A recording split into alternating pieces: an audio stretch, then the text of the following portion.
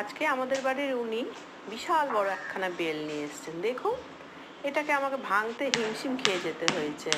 একটা বিশাল বড় হাতুড়ি এনে তাকে আচ্ছা করে মেরে তারপরে তার পাল পার করা হয়েছে। দেখুন, বেরিয়েছে তো অনেক পাল, কিন্তু ভীষণ কসরত করতে হয়েছে ভাই। এর চেয়ে মনে হচ্ছিল ছোট বেল নিয়ে আসলে বেশি ভালো হতো। যতটা ভেবেছিলাম খারাপ হবে ভেতরটা, ততটা খারাপ নয়। তারপরে আচ্ছা করে 1 কাপ চিনি দিয়ে ভালো করে এটাকে মিক্স করলাম।